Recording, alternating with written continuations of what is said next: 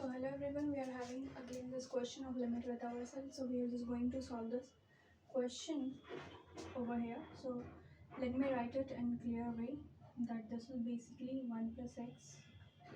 We could write it actually as to be 1 plus x, and this is very basically what 1 upon 3.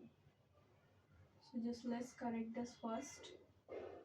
So this is very basically the question with ourselves. We have to solve this question. Okay, in the limit for solving question, we are having so many rules, we are having so many methods.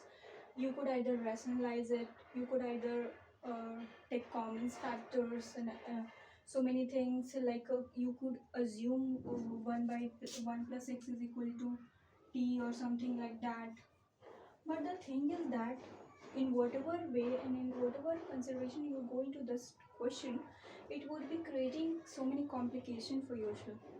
So for that, what oh, for that we are having a very cool method with ourselves. That's actually called as to be the LH rule. LH rule is basically that, which is also called as to be what L hospital rule. Okay, so this is very basically the L hospital rule. F of x upon g of x. That means if you are having any function in the numerator and if you are having any function in the denominator, if you are just going to differentiate it till it is the 0 upon 0 form, that means the indeterminate form is not getting resolved. If you're just factorizing or what to, if you're just differentiating both of the function till it is not resolved, then you are just going to this way. Okay, so LH rule is basically for that. So just let's put 0 over here first. 1 plus 0, 1 by 3 minus 1 minus 0, 1 by 3 upon 0. So this is also coming out to be 1 minus 1 upon 0. This is 0 by 0 form, which is called as to be indeterminate form. So this is very basically called as to be what? Indeterminate form. Okay, so if this is indeterminate form, then we could apply this LH rule over here. Okay, so just let's apply that LH rule. So first let's get familiar with this thing, that if you are having x to the power n, if you are having x to the power n, what you just need to do is just write n x n minus 1. If you are just going to do in this direction, then that's very basically the way you could actually solve things for now. So 1 by 3, I'm just going to apply the same formula over here.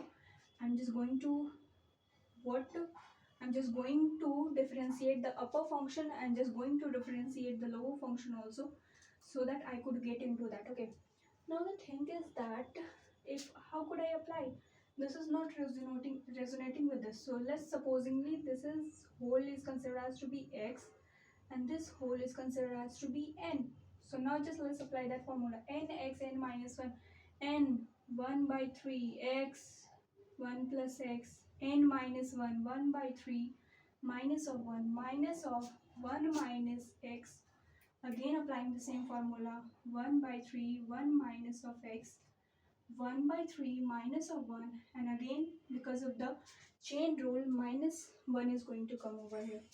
Okay, now if you're just going to differentiate it, limit x approaches to 0, if you're just going to solve differentiate this x, you are going to get 1 according to this, because x to the power 1 is equal to 1, x 1 minus 1 is equal to 1, x to the power 0 is equal to 1. Any to the power 0 is coming out to be 1, so that's what over here. So 1 by 3, 1 plus x minus 2 by 3 minus of 1 by 3, 1 minus of x minus 2 by 3. This negative will go over here, will become positive. Okay, so this is very basically the positive. Let's apply the limit over here again. Okay, now if you just apply the limit over here, what's going to happen is that you are just seeing that okay, this is very basically easy, very easy, seeming to be easy. Let's just put the value of 0.